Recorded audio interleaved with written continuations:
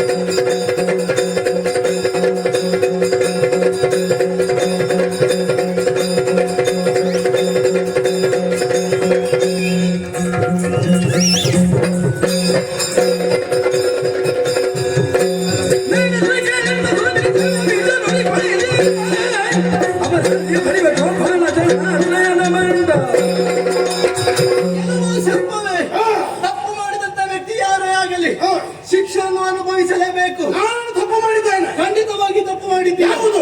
ಕಾಳಿಂದಿ ನದಿಯನ್ನು ಸೇರಿಕೊಂಡಿದ್ದೀಯ. ಹೌದು. ಪ್ರಶಾಂತವಾದಂತಹ ಶುದ್ಧವಾದಂತಹ ನೀರು ಇಲ್ಲಿಗೆ ನಮ್ಮ ಗೋವುಗಳು ನೀರು ಕುಡಿಯುವಂತಹ ಉದ್ದೇಶದಿಂದ ನೀರು ಕುಡಿಯುವುದಕ್ಕಾಗಿ ಬಂದಿತ್ತು. ಆದ್ರೆ ನೀರು ಸೇರಿಕೊಂಡ ಕಾರಣ ಈ ನೀರು ವಿಷದಿಂದ ಕೂಡಿದೆ.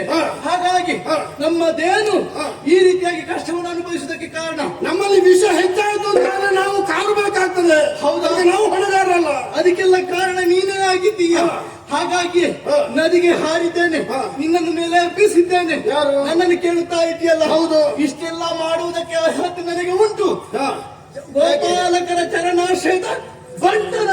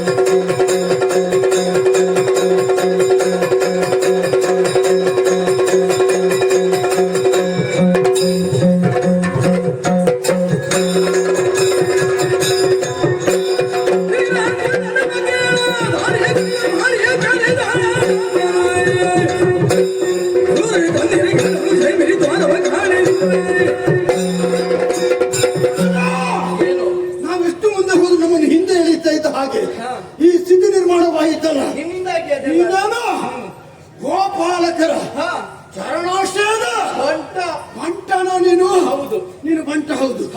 ಆದ್ರೆ ಬಂಟನಾದಂತಹ ನೀನು ನನ್ನ ಮುಂದೆ ತುಂಟತನವನ್ನು ತೋರಿಸಿದೆ ಅಂತ ಆದ್ರೆ ನಿನ್ನನ್ನು ಕಾಲಲ್ಲಿ ಹಿಡಿದು ಗಿರಗಿರನ ತಿರುಗಿಸಿ ಅಂಬರಕ್ಕೆ ಎಸೆದು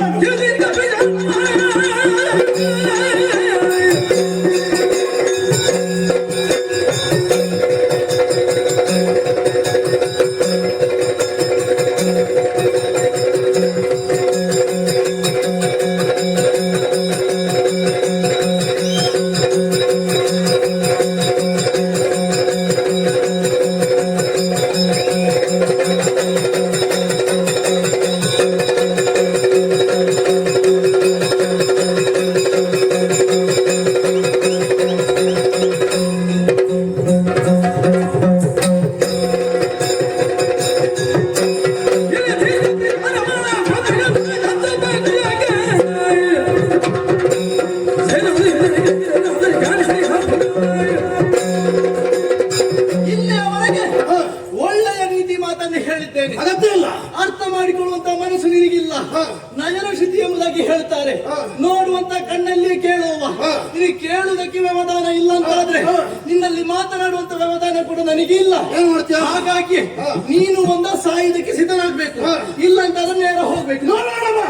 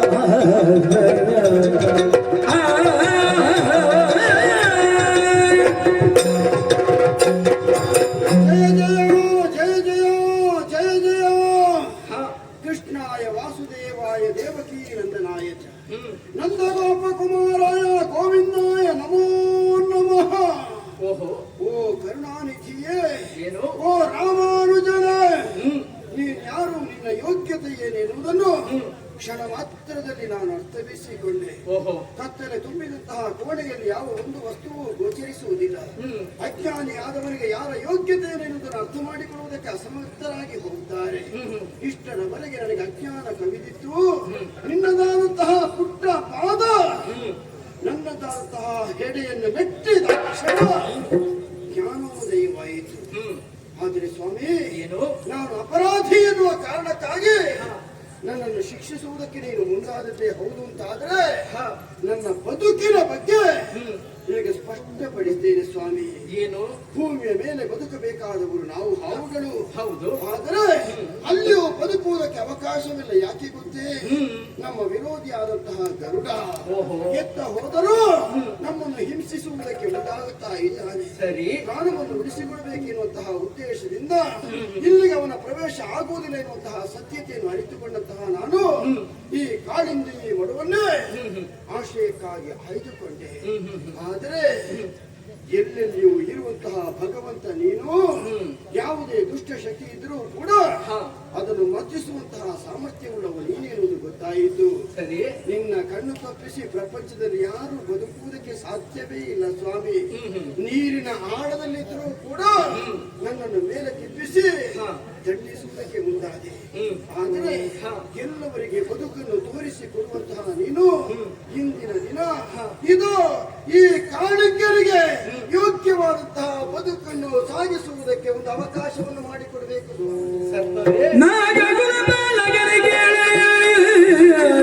ಸಾಗರಗೆ ನಡೆ ಸಾಗರಗೆ ನಡೆ ನಡೆ ಕುಟುಂಬಿಕನಾಗೆ ಮುಂದಕ್ಕೆ ಬಾಳುತ್ತಿರು ಸುಖವಾಗಿ ನೀನು ನಾಗಗುಲ ಬಾಲಗರೇ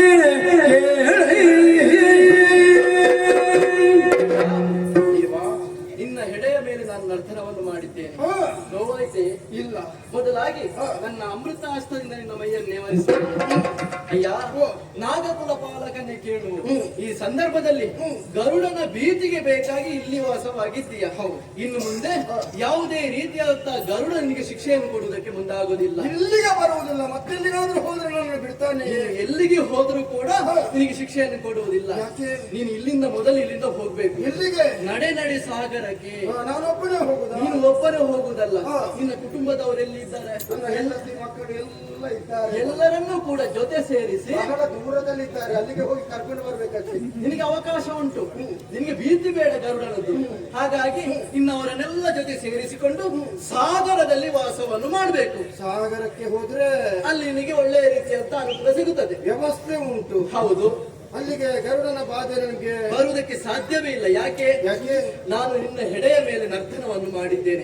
ನನ್ನ ಪಾದದ ಹೆಜ್ಜೆಯ ಗುರುತು ನಿನ್ನ ಹೆಡೆಯ ಮೇಲಿದೆ. ಅದನ್ನು ಗಮನಿಸಿದಂತ ಗರುಡ ಇನ್ನು ಮುಂದೆ ಯಾವುದು ನಿನಗಂತಲ್ಲ, ನಿನ್ನ ಕುಟುಂಬದವರಿಗೆ ಶಿಕ್ಷೆಯನ್ನು ಕೊಡುವುದಕ್ಕೆ ಮುಂದಾಗುವುದಿಲ್ಲ. ಮುಂದಕ್ಕೆ ಒಳ್ಳೆಯ ರೀತಿಯಲ್ಲಿ ಬಾಳು. ಶುಭವಾಗಲಿ ನಿನಗೆ. ಈ ಪ್ರಪಂಚದಲ್ಲಿ ಹುಟ್ಟಿದಂತಹ ಪ್ರತಿಯೊಂದು ಜೀವಿಗಳಿಗೂ ಕೂಡ ಹೀಗೆ ಬದುಕಬೇಕೆನ್ನುವ ಹಾಗೆ ದಾರಿಯನ್ನು ತೋರಿಸಿಕೊಡುವ ನೀನು. ನಾನು ಈ ಮಡುವಿನ ನೀರನ್ನು ವಿಷಮಯಗೊಳಿಸಿದೆ ಎನ್ನುವ ಕಾರಣಕ್ಕಾಗಿ ಈ ರೀತಿಯ ಶಿಕ್ಷೆಯನ್ನು ಕೊಟ್ಟೆ.